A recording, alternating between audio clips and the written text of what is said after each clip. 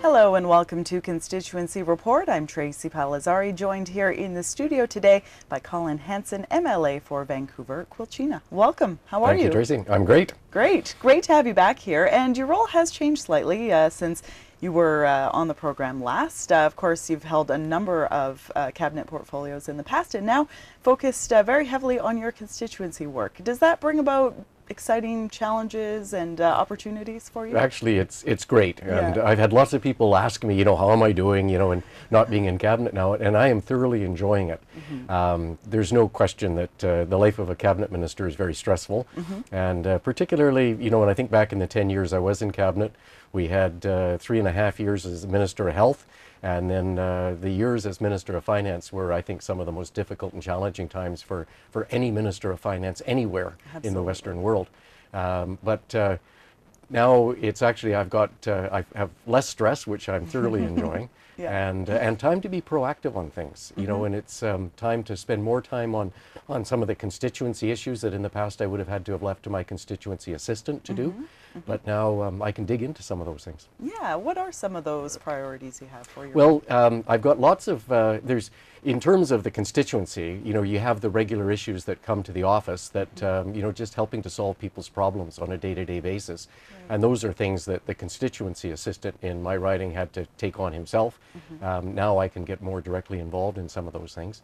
But it's also being proactive on some of big issues that we need to start focusing more attention on. And as a cabinet minister, life is largely reactive because there is so much stuff coming at you so quickly. It's difficult just to find the time to do the research and the digging into some of the public policy issues that I think need some attention. So I'm looking forward to sinking my teeth into some of those as well. Absolutely. Well, I know one of your priorities is health innovation. Does that stem from some of the things you saw or experienced during your time as health minister? Oh, very much so. And it's health is such a big, complex ministry. It's very difficult for the minister to have the time to be proactive. I think somebody once described healthcare in Canada as suffering from stakeholder through the heart, which I think is a very apt expression. There are so many stakeholder groups, and there is so much protection of the status quo at a time when we really need to see some changes in how healthcare is delivered in Canada if we're really going to have our strong public healthcare system survive into the future, because it is something that is just constantly eating up more and more of the budget as we go forward. Yeah, when we talk about healthcare spending, how much are we seeing in terms of increases, and looking ahead, how much more? Well, we are seeing increases. We have in the past number of years seen them going up at the rate of 5 and 6% a year. I think there were some years it was high as 7% growth year over year. I think what we're trying to do in the future is to maintain a growth curve of about 4%, but that's still higher than the overall growth in government revenues would be projected to be. So, it's still going to be a challenge as healthcare continues to eat up a bigger chunk of the budget. But I think as Premier Christy Clark has indicated, what we need to set as targets is for healthcare spending to grow at roughly the same rate as the growth in our economy. So that's not to say year over year, because obviously we saw a year recently where the economic growth dropped.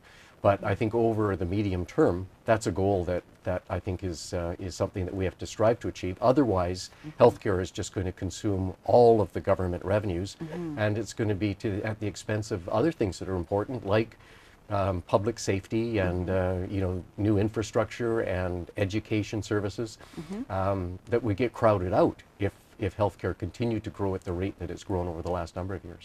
What are some of those factors that contribute to that rise in spending on healthcare? Well, there's a couple of things. There's actually a very good study that was done, I think, by the Conference Board of Canada a number of years ago it was titled Health Cost Drivers, I think it was. And the biggest increase is aging population. Right. And that, the cost of providing health care to somebody in their their 30s or 40s is probably on average about $2,000 a year, whereas the cost of providing health care to someone in their 80s is typically about $20,000 to $25,000 a year. So that's, as we have our aging population and more people entering their 80s and the baby boomers coming along, that's going to be a big cost pressure. But the other one is just straight population growth. and the other is the inflation factor within the healthcare sector, which there's actually separate indicators for what is health inflation. And those are all pressures that need to be managed. I know prevention is always a big factor. Is that message getting through to people, do you think? Yes, and I think that's actually one of the areas where British Columbia is truly a leader in Canada. You know, we have some of the best health outcomes in British Columbia of any province in Canada. If you look at the one that's probably the most important health outcome, and that's longevity, if British Columbia were a country, we would have the second longest life expectancy, second only to Japan. And I think that's because of the active lifestyle that British Columbians pursue, and also the healthy eating. And you know, we have the healthiest population in Canada, and it's because because of the prevention measures that the provincial government has driven over the last 10 years. So when we talk about innovation in healthcare, what are we talking about? Is it patient-focused funding, one part of that? Is it technology? It's all of the above. Yeah. And I think if there was any one magic answer, it would have been done long ago. Yeah. But I think it's a whole bunch of things. You know, it's things like managing chronic illness. Like when we talk about prevention, you often think about, you know, healthy eating and more exercise so that you don't develop diabetes. Well, prevention is also about, for those people that have developed diabetes, how do you manage the diabetes in a way that keeps them out of hospital? So, you know, British Columbia is a pioneer in developing chronic disease management about 8 years ago. It's now being copied really across Canada and internationally, the programs that we have in BC for things like diabetes, for congestive heart failure, hypertension, there's others. And it's around developing a proactive approach where the GP works proactively with the individual along with a team of professionals, like dietitians, for example, or other health professionals, to make sure that they manage their illness in a way that doesn't result in them, like in the case of diabetes, things like leg amputations, which is, I think, pretty horrific. And with proper management, even after a confirmed diagnosis of diabetes, can be prevented or managed more effectively and much less costly at the end of the day. So that's all part of health prevention as well. But I think when we talk about innovation, it's about using telemedicine. It's about you know, new medications that come on the market that actually result in less surgeries having to be done. So it's quite a range of things, and we have to be pursuing all of them. Absolutely. Well, sticking with the theme of medical care and treatment, the Ronald McDonald House has been such a significant facility in the community, and I hear a second facility is going to be built. Yeah. So the facility that is there today, it's been, I think it's, I'm trying to think how many years, it's certainly over 10 years now that it's been serving British Columbia families. And it's located in my riding in Vancouver-Colchena. And it's just a great facility. I've had the chance to visit there and meet with the parents and meet with some of the young patients that come in for care there. And it is an excellent facility, and now there's going to be a second one that's going to be built at Children's Hospital, and the Premier Clark announced just last week $13 million from the province will go to help build that facility, and it is such a great service to families all around the province. And you know, Children's Hospital, only about a third of their patients at Children's Hospital come from the Vancouver Coastal Health Authority. Oh, really? The vast majority of the patients that come in, 2/3, are from other parts of British Columbia. And I think that's one of the reasons why Children's Hospital has been so successful in their fundraising efforts outside of Vancouver. And people in communities up north and the interior and on Vancouver Island, I think, are big supporters of Children's Hospital. Because it serves the whole province, and Ronald McDonald House is a facility that actually helps make that happen. Yeah, it's a very special place, and one that I would imagine has such an impact for families who are going through such a stressful time with a sick child. It has to be such a scary experience for them. And this really becomes a home away from home for families when they have to come down to Vancouver for treatments and at Children's Hospital.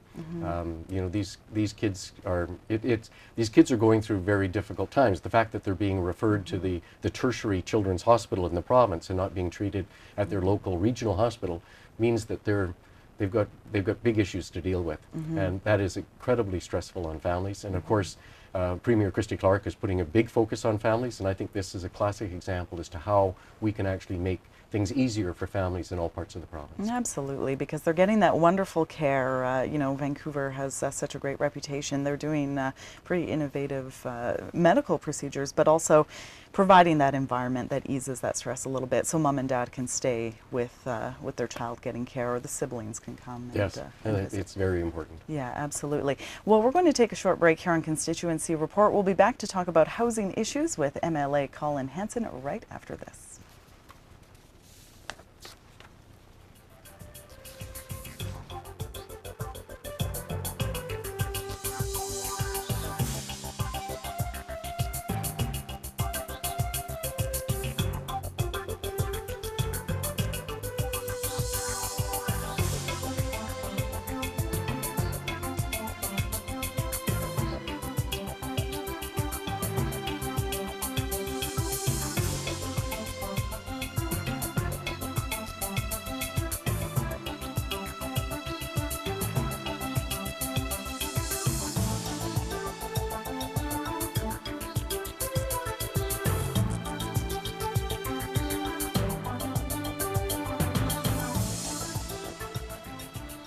And we're back here on Constituency Report, joined today by MLA Colin Hansen, representing Vancouver-Quilchena. Turning to housing now, there's a new social housing project to talk about at 16th and Dunbar. Tell us a bit about that. Yeah, so this is a great project that's in my constituency, and it's actually right on the boundary between Vancouver-Quilchena and Vancouver-Point Grey. It's actually on the south side of 16th Avenue, which is puts it into my riding just barely. And it's actually just a few blocks from my house, so I drive by this every day, and it's been great to watch it come out of the ground with the foundations, and they've now, it's all of the windows are in, and the finishing work is being done. So it will be open in a couple of months, and this is going to provide housing to I think 52 residents. Oh, wow. It'll be managed by the Coast Mental Health Foundation. So this will cater to people who either have been homeless or are at risk of being homeless because of the challenges that they're facing in their lives. Right. And the Coast Foundation has a great reputation for serving this community in Vancouver, and it'll mean that I think a lot of individuals who have grown up in the neighborhood will be able to have a place to live close to where they grew up and close to where some of their family and other connections, you know, family, friends, and childhood connections might be. Oh, great. So this is just one of dozens of projects that Rich Coleman has been driving in his capacity as a Minister of Housing. Right. So it's a great project, and I think it'll be a great asset for the community. And over the past 10 years, we've seen spending on housing go up quite significantly. Yes, in fact, if you go back 10 years ago, the investment in housing by the provincial government was about $120 million a year. It's now up over $400 million a year, so it's been a significant increase. So, you know, yes, there are some big challenges out there when it comes to the homelessness issue and housing and shelter, but I think the proactive work that Rich Coleman has driven on behalf of government is truly making a difference today. We've got all of the single room occupancy hotels that the province bought up and renovated, and made them into decent, respectable accommodation for marginalized communities. And I think these are individuals that really need a hand up.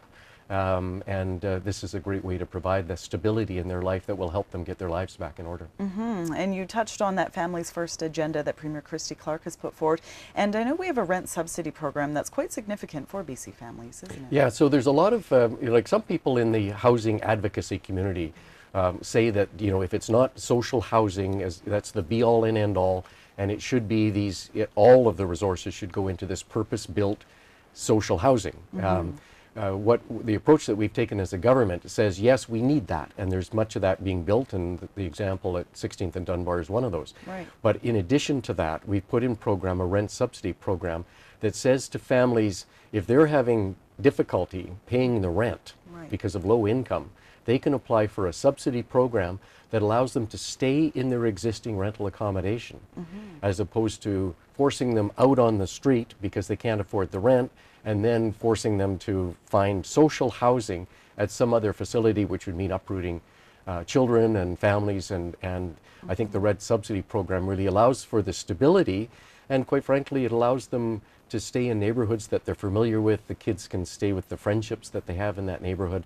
And I think it's a very important program that is part of the whole array of programs that are there to support families that are having challenges with housing. What about short-term housing solutions for groups like the homeless? How is government addressing those needs? Well, there has been also a big push on shelters. So part of them has been there's a protocol for a cold winter protocol now that the province helps support. That means that there's shelter beds available for short-term durations and especially in cold weather.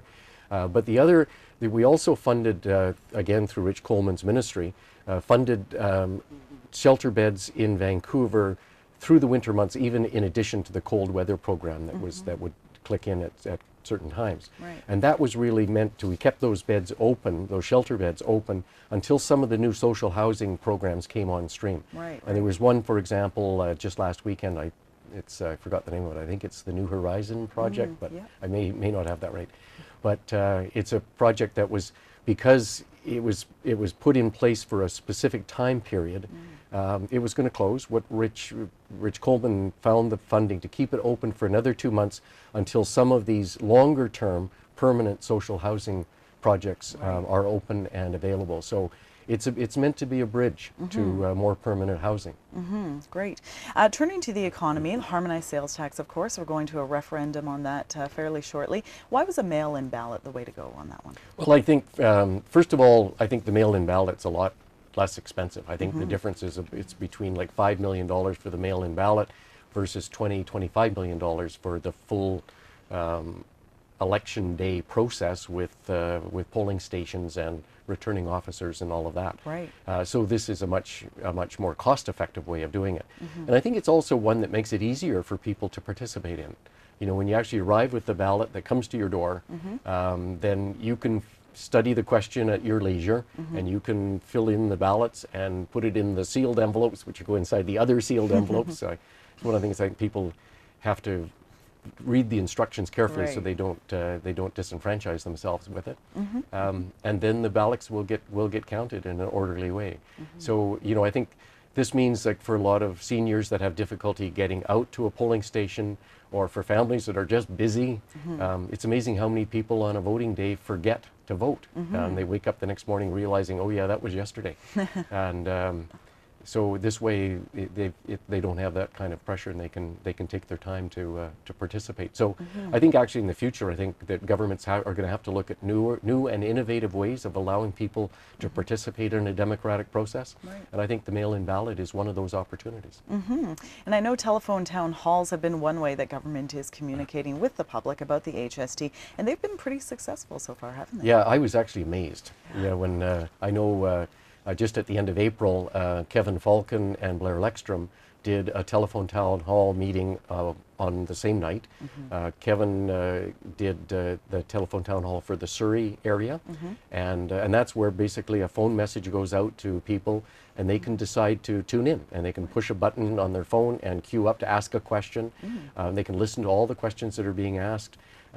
In Surrey, they wound up with 28,000 people participated. Oh my gosh. And for an average duration of about, I think Kevin Falcon was on the line for an hour and a half, Right. but the average participation was about 16 minutes that people logged in to hear questions being asked and answered. Wow. So I think it's it's a great tool, and it allows people, you know, so many thousands of more people to participate compared to the old-fashioned community town hall meeting, which hopefully will still have its place in the future. But I think this telephone town hall is just a way of using technology in a very innovative way. Yeah, it really plays into what you were just chatting about with regards to the mail-in ballot as well, just finding those different ways to put people in touch I think with government. you know, It's great. technology is changing. We you know, we're into Twitter worlds and playbooks, BlackBerry playbooks to allow people to handle information differently. And I think that governments have to find ways of responding to that to make people allow people to participate more fully in the democratic process. Right, and there are still some more traditional methods that government is using to communicate that educational info about the HST. Yeah, and there is material that's going to be going out. It sets out sort of both sides of the question and answers basic fundamental questions. But you know, I found it interesting just how many people still have misinformation about the harmonized sales tax. And I just got a letter. Actually, it arrived in my office on Friday from a student who was talking about how there's now 12% more on everything. And well, actually there's not. You know, we harmonized the 5% GST with the 7% PST to come up with the same 12% rate it was there before. Yet, you know, acknowledging that there are some things like restaurant meals and that do have the additional tax on that wasn't there before. But I think people have to weigh all of those things and weigh the HST tax credit that comes out.